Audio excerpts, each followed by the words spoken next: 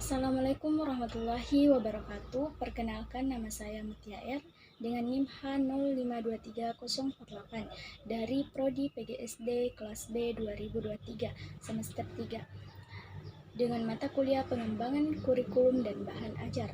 Dosen pengampu Ibu Evi Segarawati Ampri SPD MPD Universitas Sulawesi Barat. Pada kesempatan kali ini saya akan membahas mengenai materi dengan judul Pendekatan Konsentris dalam Mengembangkan Kurikulum Pendidikan.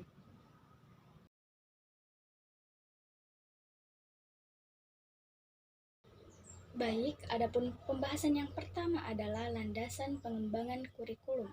Jadi, landasan pengembangan kurikulum adalah suatu gagasan atau asumsi atau prinsip yang menjadi sandaran atau titik tolak dalam mengembangkan kurikulum agar dapat berfungsi sesuai dengan tuntutan pendidikan dalam Undang-Undang Nomor 20 Tahun 2003, di mana yang membahas tentang sistem pendidikan nasional. Ada 4 landasan pengembangan kurikulum. Yang pertama ada landasan filosofis. Secara harfiah, filosofis atau filsafat berarti cinta akan kebijakan atau kebaikan atau love of wisdom. Orang yang belajar berfilsafat agar ia menjadi orang yang mengerti dan berbuat secara bijak. Untuk dapat mengerti kebijakan dan berbuat secara bijak, maka ia harus tahu atau mengetahui. Sebagai suatu landasan fundamental, filsafat memegang peranan penting dalam proses pengembangan kurikulum, di mana ada 4 pula fungsi filsafat dalam proses pengembangan kurikulum. Yang pertama yaitu filsafat dapat menentukan arah dan tujuan pendidikan. Yang kedua, filsafat dapat menentukan isi atau materi pelajaran yang harus diberikan sesuai dengan tujuan yang ingin dicapai. Dan yang ketiga, filsafat dapat menentukan strategi atau cara pencapaian tujuan. Kemudian yang keempat, filsafat dapat menentukan bagaimana tolak ukur keberhasilan suatu proses pendidikan. Yang kedua, landasan psikologis. Kondisi psikologis setiap individu berbeda karena perbedaan tahap perkembangannya.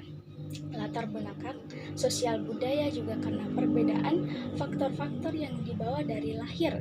Kondisi ini pun berbeda pula, bergantung pada konteks, peranan, dan status individu di antara individu-individu lainnya. Interaksi yang tercipta dalam situasi pendidikan harus sesuai dengan kondisi psikologis para peserta didik maupun kondisi pendidiknya sendiri. Yang ketiga, landasan sosial budaya. Tujuan, isi, maupun proses pendidikan harus disesuaikan dengan kebutuhan, kondisi, karakteristik, kekayaan, dan perkembangan yang ada di masyarakat. Tentunya setiap lingkungan masyarakat memiliki sistem sosial budaya tersendiri yang telah mengatur pola kehidupan dan pola hubungan antar anggota masyarakat lainnya. Nah, salah satu aspek penting dalam sistem sosial budaya adalah tatanan nilai-nilainya yang telah mengatur cara hidup dan berperilaku pada warga masyarakat. Nilai-nilai tersebut dapat bersumber dari agama, budaya, politik, atau segi-segi kehidupan lainnya. Adapun yang keempat, landasan iptek. Membangun ilmu pengetahuan dan teknologi secara langsung berimplikasi terhadap pengembangan kurikulum yang di dalamnya itu mencakup pengembangan isi atau materi pendidikan, penggunaan strategi dan media pembelajaran, serta penggunaan sistem evaluasi. Secara tidak langsung, ini menuntut dunia pendidikan untuk dapat membekali peserta didik agar nantinya memiliki kemampuan memecahkan masalah yang dihadapi sesuai dengan pengaruh perkembangan ilmu pengetahuan dan teknologi ke depannya. Adapun poin kedua atau pembahasan kedua adalah pendekatan lintas budaya dalam kurikulum. Jadi, pendekatan lintas budaya dalam kurikulum adalah sebuah strategi pembelajaran yang bertujuan untuk mengintegrasikan berbagai perspektif budaya ke dalam proses pendidikan.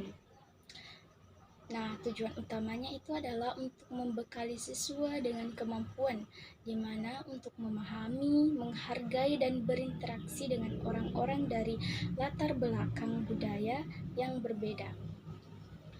Mengapa pendekatan lintas budaya dalam kurikulum ini penting? Karena yang pertama itu dunia yang akan semakin global ke depannya, yang kedua masyarakat yang heterogen di dalam kelas. Tidak menutup kemungkinan siswa berasal dari berbagai latar belakang budaya, sosial, maupun ekonomi. Pendekatan lintas budaya ini membantu menciptakan lingkungan yang belajar yang lebih inklusif atau lebih terbuka. Implementasi pendekatan lintas budaya dalam kurikulum penggunaan sumber belajar yang beragam, yaitu menggunakan berbagai sumber belajar seperti buku, video, dan kunjungan lapangan yang mewakili berbagai budaya.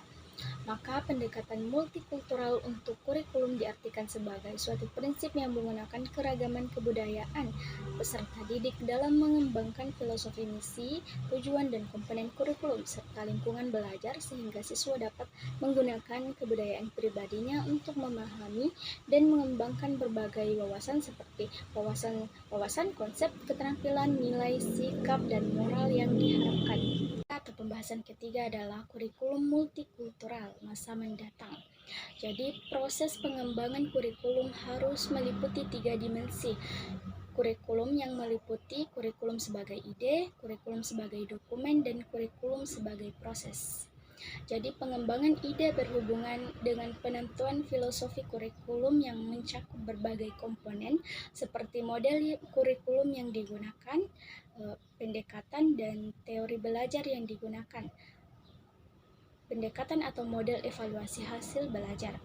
Kemudian pengembangan dokumen berhubungan dengan pengembangan kurikulum sebagai dokumen secara tertulis yang didasarkan pada ide yang sudah ditetapkan sebelumnya. Baik itu kurikulum sebagai ide dan kurikulum sebagai dokumen akan dijadikan satu, kemudian atau dua dokumen yang terpisah yang harus ditentukan. Adapun pembahasan yang keempat atau poin keempat adalah pengembangan kurikulum sebagai ide. Jadi, pengembangan kurikulum sebagai ide adalah langkah awal atau langkah yang sangat menentukan karakteristik kurikulum di masa mendatang.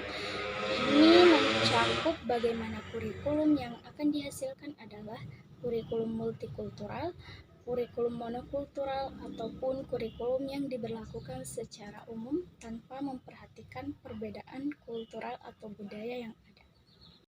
Kemudian pembahasan kelima adalah pengembangan kurikulum sebagai dokumen.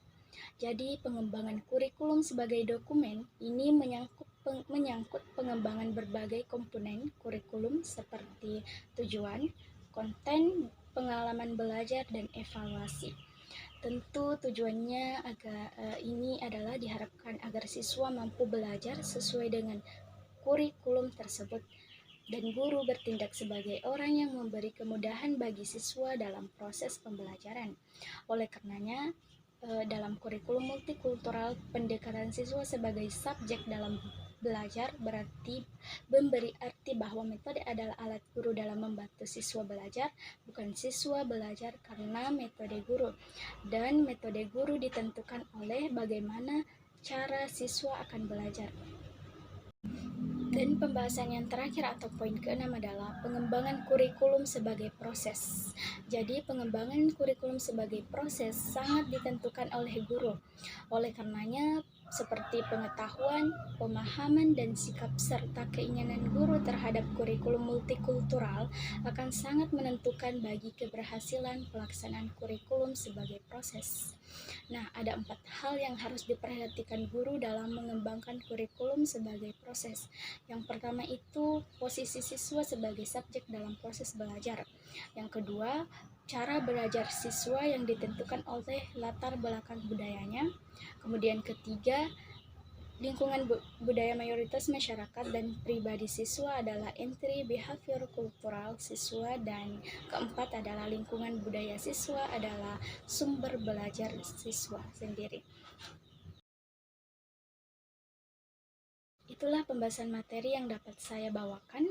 Lebih dan kurangnya mohon dimaafkan. Wassalamualaikum warahmatullahi wabarakatuh.